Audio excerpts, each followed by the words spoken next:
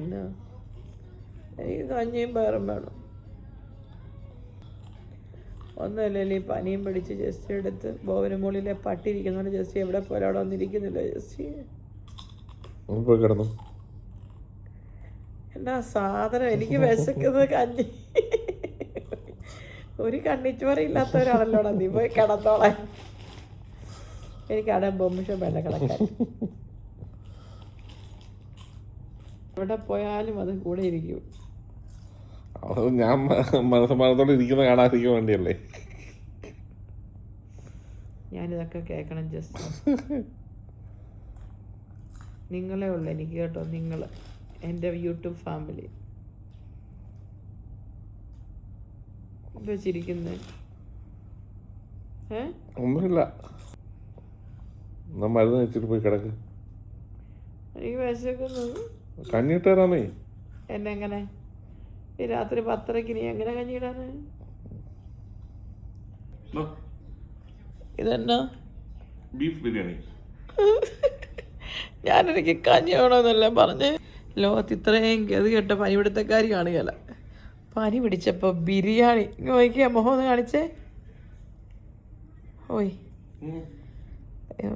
പേരിന് പോലും ചുമ്മാ അല്ല. ദൈവം തമ്പുരാൻ എനിക്ക് ഈ കുഞ്ഞ് ജലദോഷപ്പനി മാത്രമൊക്കെ ആയിട്ട് തരുന്നത്. തമ്പുരാനറിയാം എൻ്റെ കാറ്റ് പോകുന്നു.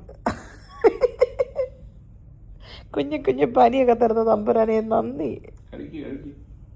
പനി പിടിച്ചിരിക്കുന്ന ആൾക്ക് ബിരിയാണി. വാവ്.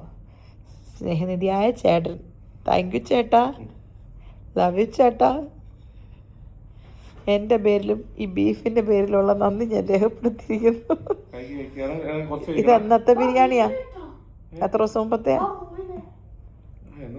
അമ്പടത്തെ ഉണ്ടീ. വെള്ളി, ശനി, ഞായർ 2 ദിവസം മുമ്പത്തെ. സാധാരണ പനിയൊക്കെ പിടിച്ചിരിക്കുമ്പോൾ എല്ലാവരും കഞ്ഞി കുടിക്കും. കഞ്ഞി. എൻ്റെ അവസ്ഥ നോക്കണം. 2 ദിവസം മുമ്പത്തെ ബിരിയാണി ചൂടാക്കി തന്നിട്ടുണ്ട്. പക്ഷെ എനിക്ക് നല്ല വിശപ്പുണ്ട്. എൻ്റെ മമ്മി ഇതറിഞ്ഞാലുണ്ടല്ലോ. പോലെ പനി വന്ന ബിരിയാണിയൊക്കെ കഴിക്കാൻ വിധിക്കപ്പെട്ട ആരെങ്കിലുമൊക്കെ ഉണ്ടെങ്കിൽ കമൻറ്റ് ചെയ്യണം കേട്ടോ. നമുക്ക് ചിയേഴ്സ് വെക്കാം.